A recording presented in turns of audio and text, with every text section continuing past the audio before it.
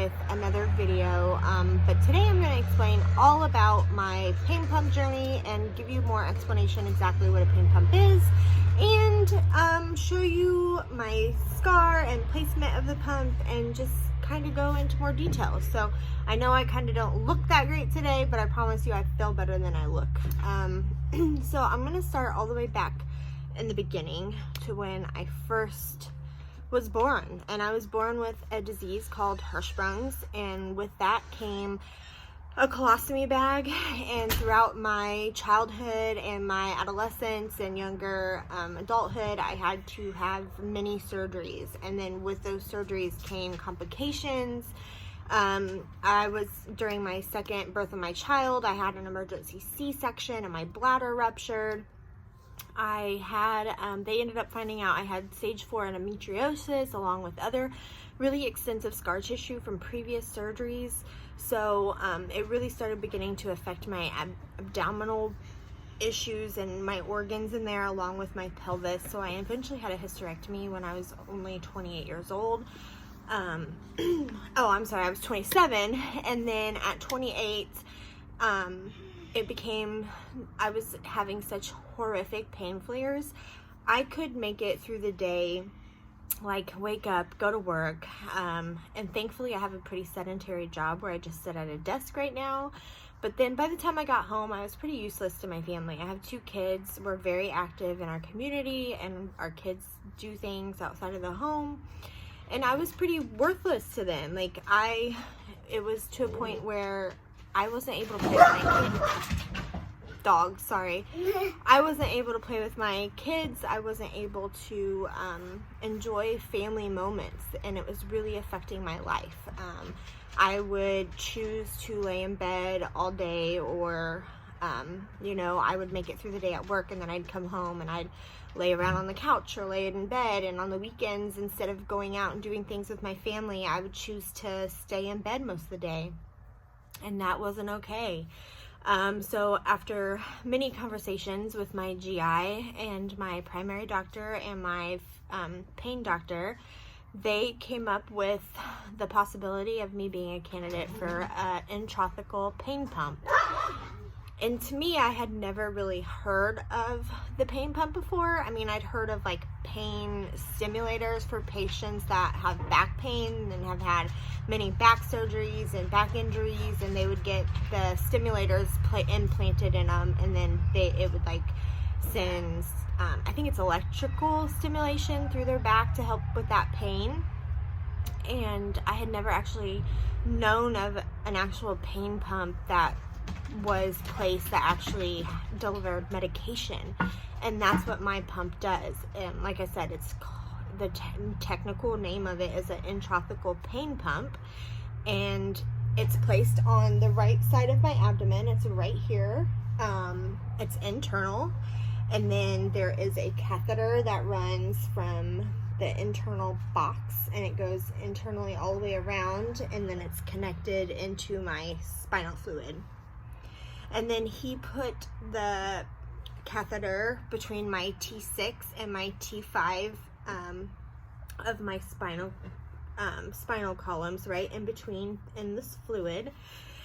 And the medication is delivered into that spinal fluid, and it's targeted drug therapy. So everywhere that I've had pain, from below my breast, the top of my abdomen, all the way down to the top of my pelvis, is covered by this pain medicine and this pain pump.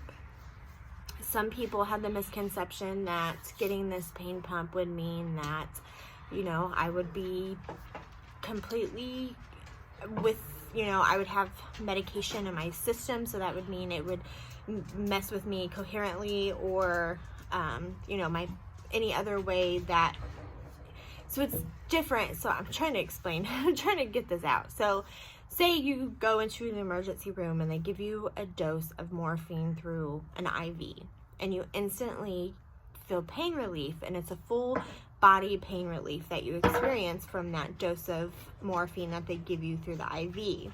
Well, this is different because it's targeted drug therapy, where he placed it in my spinal column. Its only job is it goes directly and takes care of the pain in the placement that he put it for. So people that have back pain, he would place it lower or higher in whatever column he needs it to go, or if they have leg pain or, you know, what have you, he would put it in that their specific need, and then that medication would do its job for their pain. My flow rate on my pump is very, very minimal. So in layman's terms, when he was explaining it to me, he said when you go to the hospital and they give you a dose of medicine, such as a morphine injection through IV, they give you, I want to say he said like 2.5 milliliters or something like that. I'm getting 0.06 of that every day. So it's a very, very, very small dose. And that dose comes out all day long, barely into my spinal fluid, and then it gives me that pain relief. And then I also get this, it's called a bolus, and the boluses come at the set times that they give it. So it's, you know, it's an electronic pump with inside my stomach, but they set it electronically that at 7 a.m., 1 p.m., 7 p.m., and 1 a.m. I get a little bit extra medicine that comes out during those times. So 7 a.m. when I'm getting up and ready for work and I'm moving more and I'm doing more things with my stomach and it's starting to bother me, that little extra medicine that's coming out is going to help me. It's really, I had heard different things. So when I first found out that I may be a candidate for this pump, the first thing I did was I educated myself. I researched it, I Googled it, I joined Facebook groups of people that have similar pumps or the same pump, and I questioned everything. I questioned, you know, how long have you had it? How was your surgery? Does it help? Have you had bad experiences with it? Is there anything that you didn't know that you wish you would have known beforehand? And I learned so much. In fact, I learned sometimes probably too much that it scared me. It came to a point where I actually canceled my surgery and I didn't want to go through with it. I canceled it and I was like, nope, this isn't for me. It's not something I can do. I'm done. And I walked away from it. And then it was about 6 months later and my pain was getting worse, and my emotions and everything, because everything kind of ties in when you have pain. And I came back and I said, okay, maybe I should go ahead and just take the chance. And I talked to my primary care doctor about it too, and he kind of said, you know, all you can do is do it, and if it doesn't work, we take it out and say, well, at least we tried. So that's the choice I made. I decided to at least try. So I went in February of this year and I had a trial done, and a trial is where they take the medicine that they plan on putting in your pump, and they actually go ahead and inject that little dose into your spinal fluid with a big syringe, and it's all outpatient, and they put that in your spinal fluid, and then you go the whole day and you do things that you would normally do, and you test out the medicine to see if it works. If it works, you're considered a candidate for the pump. I did that trial and mine worked excellent for me. I was able to be considered that it was a successful trial, and they were ready to schedule my pump. In fact, they could have got me in pretty much right away, but I had to wait for things with my home life and my work schedule to pan out, so I scheduled my surgery for August. So August 13th of this year, I went in and I had my pump placement. Now, I want to give you the downsides that I myself have figured out about the pumps just in the last 2 months that I've had it. So both with the trial and my pump surgery, I experienced a really horrific spinal headache. And that's when you lose spinal fluid. And that happens because they're entering that spinal cavity. And so it naturally, you lose some. And when that happens, I'm not a very smart clinical in this area, but it's something where that pressure comes in, so you feel that spinal headache. Mine was so bad that I didn't sit up, move, couldn't really do much of anything for 10 days, and I just laid in bed and was really, really miserable. In fact, if you were to ask me, would I do it again, or was it worth it to me during that time, I definitely would have said no, not in any way did I think it was worth it at that point. Sorry, the dogs. But now, 2 months later, Harley, after getting past the spinal headache, getting past the healing of the actual incision, which I have 2 incisions. They incisioned me here because they had to put the pump inside. And then I have an incision on my back as well where they had to put the catheter in through there. And now I can say it was 100% worth it for me. My overall happiness, my pain level, everything has improved tremendously. I want to be clear that this pump in no way cognitively messes with you. You're still coherent. You still have the same stuff. Sorry, my kid is messing with me. It's very, you still have the same, you're still the same person. In fact, I feel more clear-minded than I did before my pump placement, and that's because I was on Neurontin and gabapentin. I had tried both medications prior to having my pump surgery, and that Lord, and those medications give you such a horrid brain fog. There were days where I would have to make notes to myself because I would simply just forget. Like, if you told me something that morning, if I didn't write it down, I would forget it a few hours later. So I'm so much more clear-minded now. I mean, I still, like any normal person, I still have to write things down to remember things, but now it's so much better. Things are just, I don't know, like I was so scared going into this, because you still have to have surgeries every 7 years, because your battery, you have to, of course, it's battery operated, so you have to go in and have battery changed. You still have the chance that the pump could malfunction and you could overdose if something was to go wrong. But in my case, the whole dosage that's in my pump alone is no more than a dose from a shot at the hospital. So in my case, that's not really something I have to worry about. But for others that have been on the pump for years, and for me in 10, 15 years, that may be a reality. If the pump malfunctions, you have a real possibility of overdosing. Or in some cases, people's pump will malfunction and they go into withdrawals because you are getting that medication all day long and your body becomes dependent on it.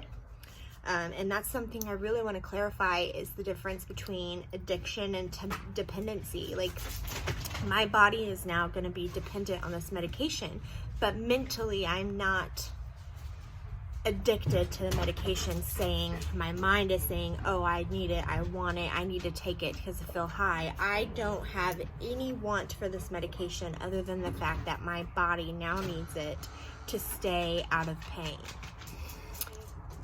This journey was so difficult, and but it's one I realized that is now so worth it. And like my husband, I was playing with the kids one day a couple weeks ago, and he looked at me and he was just looking at me funny, and I was like, what are you looking at? And he was like, it's just crazy to see you up and playing and doing the things that you wouldn't do before. And that's what's definitely made it worth it. I'm trying to think if there's anything else I really want to make clear or say. I mean, the biggest things is just, I really hope people will be more educated on, because there's a lot of misinformation out there, or people think one thing and, oh, the refills, that's something I wanted to talk about. So I've heard people say like, oh, they have to go monthly or they have to go weekly and get it refilled and blah, blah, blah. Mine only has to be refilled once every 6 months because I'm on such a low dose. I only have to go once every 6 months. They take the old medication out and then they put in a new medication, and it's done all by a needle and a syringe, and they put it in the hole there, and then they withdraw what's in the pump, and then they put the new med in. It's as simple as that. And they told me I can take Tylenol or ibuprofen before I come in, or put lidocaine on and numb it up, or whatever I want to do prior to, and I think that's really awesome. Some people get their pumps, well, he actually really did want to put my pump on my left side, but because I've had so many surgeries on my left side, and my left side is where overall a lot of my pain and tenderness comes from, the day of surgery, I asked if there was any way we could go to the right side with it. And now looking back, I kind of wish I would have went with the right side, just because I already favored that side and I was used to favoring that side, and it was more like a mental thing. And he even mentioned that, like, you know, you're not going to feel that pain anymore. So mentally, you know, you think like, oh, I'm going to have to take care of that side of me, but now you're not. And now looking back, I wish I would have just allowed him to put it on that side of me. So it was new to me to have to get used to having that pump on that side. You know, I was always a right side sleeper because my left side was always so painful, and now it's opposite, my right side. And it gets tender, like just here sitting and talking to you guys, like it kind of flips out when I sit. It's not painful by any means, but it just kind of pushes out against the skin. And when you know, if you're moving around a lot, it kind of rubs right there, so it kind of gets a little bit tender. But I just put lidocaine patches on it, and it kind of helps that out. But I'm trying to think what else. When I go for my first refill, I definitely hope that I will record it. I know I promised you guys that I would record my actual surgery day, and that didn't happen. But I really do hope that I'm gonna record my first pain pump refill. I really hope that I can ask my doctor to come on camera and kind of explain it in his terms of it. I really want to ask my husband to come on and explain things from pre-surgery and post-surgery, and his, you know, as an outsider, how he feels, because he was just as scared. You know, he really looked at me and thought, is this the right answer? Because we had done so many other journeys and treatments and made so many other decisions in the past that we had confidence in and thought, oh, this is going to be the answer, this is what's going to be that helps, and it didn't. And then to come to find out that, you know, you're taking a huge chance with this, because there are people that have the surgery that even if the trial works for them, they get the pump put in and then they can go a long time and that pump never helps them. You know, they switch medicines with the pump, they increase their med dosing, they do all kinds of things, and it never gets better, and then they eventually have to make that choice to get the pump taken out. And that's really hard. And that was one of the things that, you know, I know he was really struggling with. He didn't want me to have to go under another surgery and then come out and it not be successful and still be in the same situation we were in prior. But thankfully, I was one of the lucky ones, and it did work for me, and it's been one of the best decisions that I made. But I did not make it lightly. It was a decision that I researched the hell out of. I mean, I probably annoyed my doctor with how many questions I had. And I mean, I even did research on him, research that he looked at me and he was like, I've never had a patient ask me these types of questions. And I was like, I want to know every single aspect of this. I even made sure he was 100% legit. Like, I mean, and he's with a huge university hospital here in my state, and I was still hesitant just because it's a huge deal to have something placed inside your body, especially something that's going to be giving you medication, and a medication as big as morphine going through your body. Which I should say, my actual pump actually has Dilaudid in it. It doesn't have morphine in it, which that was a choice he decided to switch on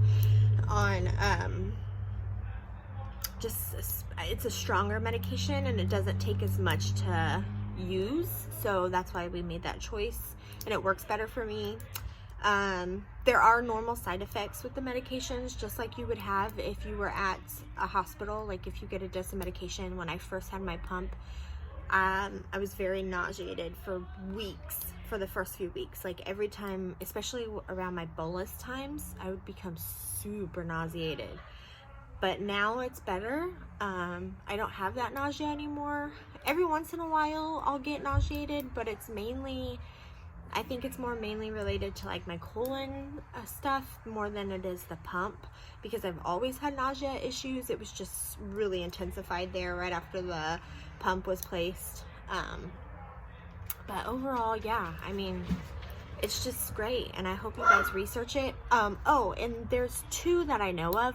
I'm sure there may be others out there, but the two that I know of that are FDA approved and have great reviews and are, you know, the ones being implemented is the Medtronic pump and a Flonix pump. I actually had the Medtronic placed in me. Mine's actually called the Medtronic Sync Med 2. And I'm going to show you my scar real quick. So there's the scar. That's where my pump is. And you can see that's where it's at. And it does kind of stick out. Like, I mean, I have like stick out on my stomach anyways from my previous surgeries. As you can see, like, I have a lot of scars. And the pump is kind of sticking out a little bit. And it was kind of heavy. I think after I weighed myself, I want to say it added 5 pounds to me, I think is what it weighed. And then of course I've got the small incision on my back, and it's like only an inch wide, so it's not big at all. Recovery, like I said, I had that spinal headache, so that made it really tough. But the actual recovery of the incisions was not that difficult. It really wasn't that painful. The back incision, however, was kind of painful. It was something that I didn't expect. So I don't know. But all right, well, I'm gonna get off here. If you guys have any questions, please leave your questions down below. I'll be more than happy to answer them. And if you guys need anything at all, make sure you comment, and you know, I hope that I can continue to make videos, better videos. And if you have any ideas for me, please let me know. I'm happy to do that as well. And yeah, so thanks for watching.